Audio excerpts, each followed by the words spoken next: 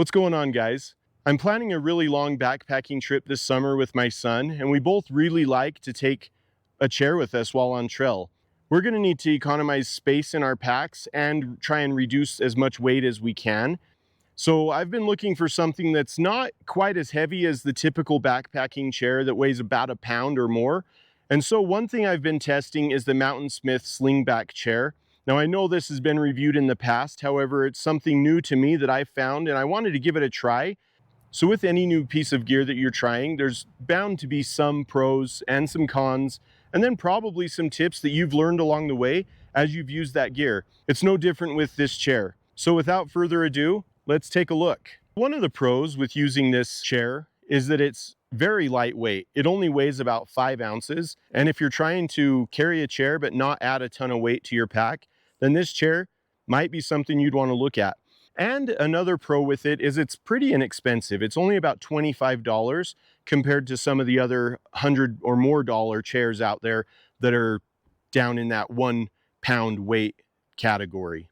Another pro with this chair is the packability. This thing packs up really small and takes up hardly any space in the pack. Another pro is that it's made with a really nice, strong material. Right here it says Cordura. I've used this and sat on some pretty rough ground, and it's not had any abrasion or anything. And the craftsmanship on this is pretty nice. Yeah, definitely a well-made piece of gear. One other thing that I really love about this is that it's multi-purpose.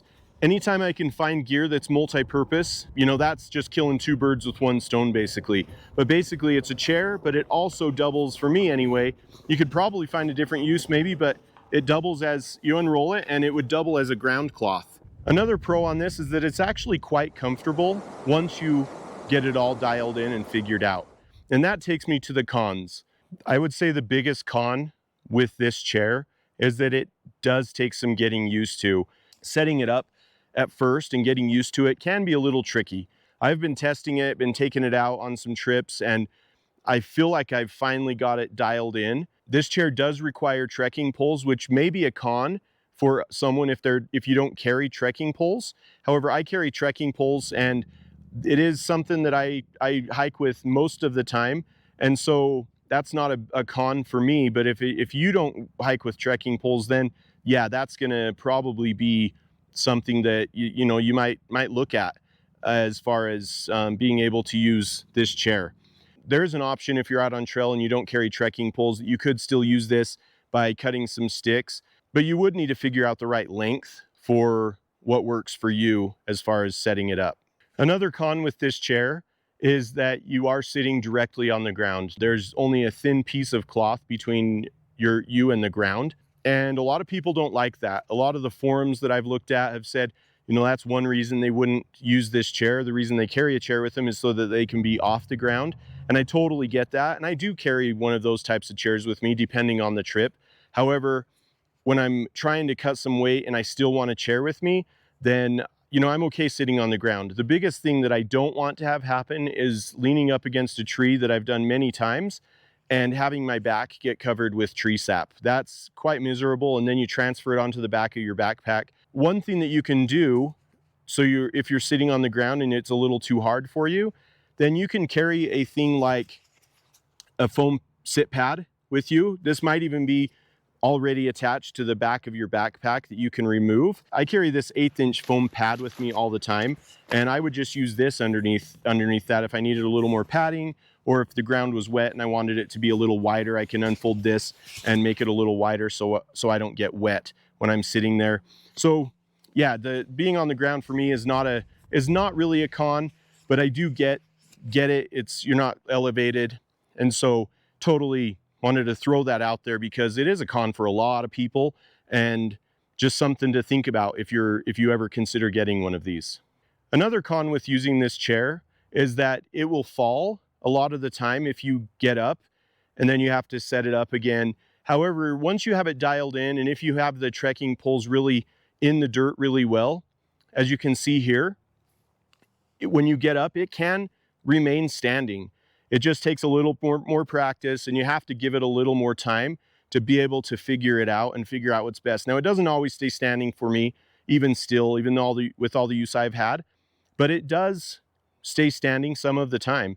And, you know, again, I think it's just, that just comes with being able to find the sweet spot, I'll say.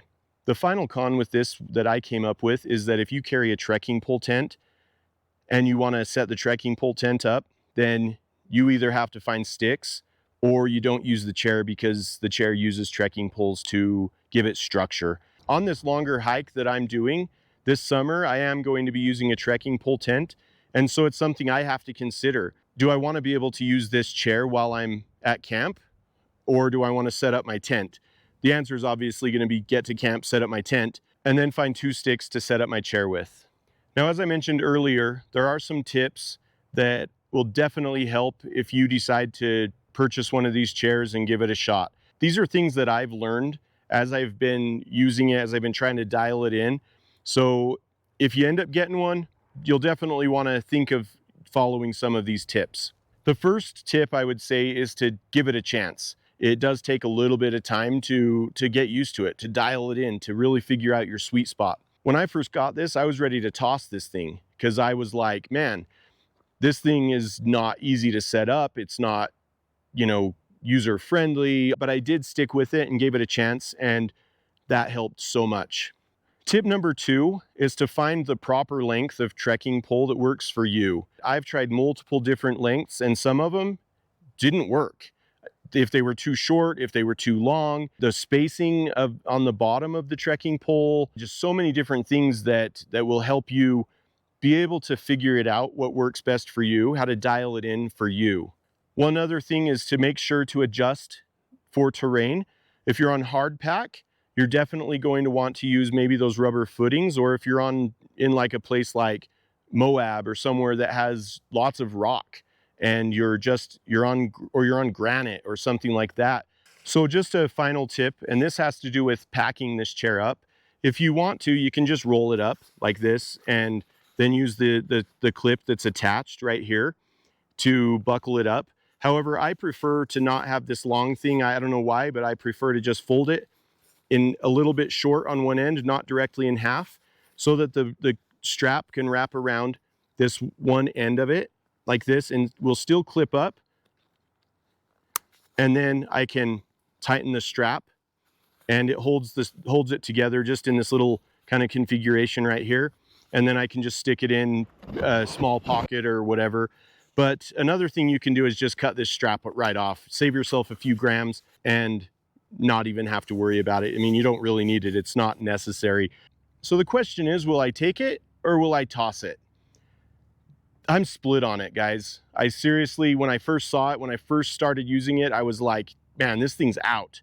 I wanted to give it a try and was really ready to toss the thing and say, nah, this isn't going to be something that I'll use. However, after I used it a bunch and really got used to it, really dialed it in, I still can't say that I love it, but I can't say that I hate it enough to toss it.